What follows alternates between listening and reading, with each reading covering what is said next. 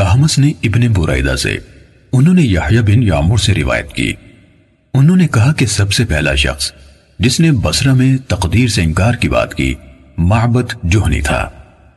میں یعنی یحییٰ اور حمید بن عبد الرحمن حمیری حج یا عمرے کے ارادے سے نکلے۔ ہم نے آپس میں کہا کاش رسول اللہ صلی اللہ علیہ وسلم کے صحابہ میں سے کسی کے ساتھ ہماری ملاقات ہو جائے تو ہم ان سے تقدیر کے بارے میں ان آج کل کے لوگوں کی کہی ہوئی باتوں کے متعلق دریافت کر لیں۔ توفیق الہی سے ہمیں حضرت عبداللہ بن عمر بن خطاب رضی اللہ عنہما مسجد میں داخل ہوتے ہوئے مل گئے۔ میں اور میرے ساتھی نے ان کو درمیان میں لے لیا، ایک ان کی دائیں طرف تھا اور دوسرا ان کی بائیں طرف۔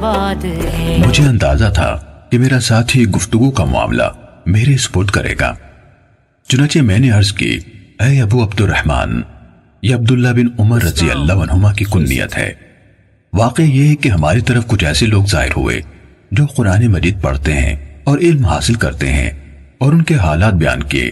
ان لوگوں کا خیال ہے کہ تقدیر کچھ نہیں، یعنی ہر کام نئے سرے سے ہو رہا ہے، یعنی پہلے سے اس بارے میں نہ کچھ طے ہے نہ اللہ کو اس کا علم ہے۔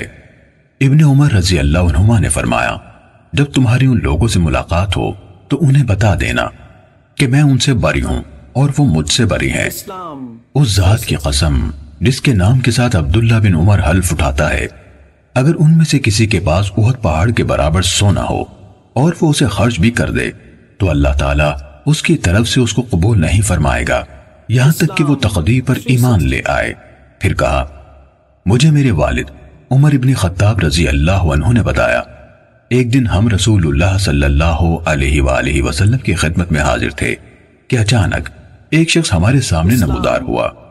اس کے کپڑے انتہائی سفید اور بال انتہائی سیاہ تھے، اس پر سفر کا کوئی اثر دکھائی دیتا تھا، نہ ہم میں سے کوئی اسے پہچانتا تھا، حتیٰ کہ وہ آ کر نبی اکرم صلی اللہ علیہ وسلم کے پاس بیٹھ گیا اور اپنے گھٹنے آپ کے گھٹنوں سے ملا دیے اور اپنے ہاتھ آپ صلی اللہ علیہ وآلہ وسلم کی رانوں پر رکھ دیے اور کہا، اے محمد صلی اللہ علیہ وسلم، مجھے اسلام کے بارے میں بتائیے۔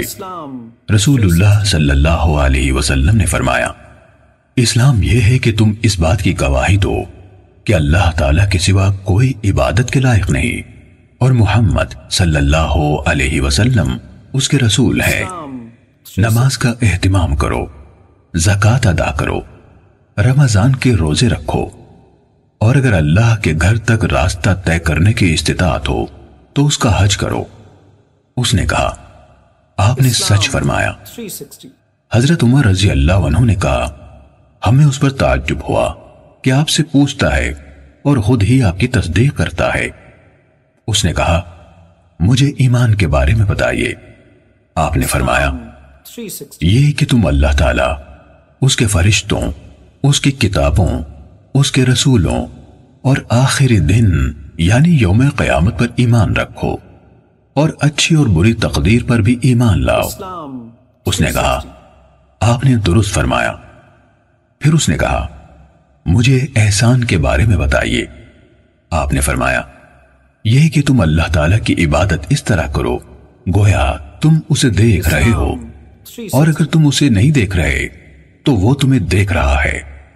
اس نے کہا، تو مجھے قیامت کے بارے میں بتائیے۔ آپ نے فرمایا، جس سے اس قیامت کے بارے میں سوال کیا جا رہا ہے وہ پوچھنے والے سے زیادہ نہیں جانتا۔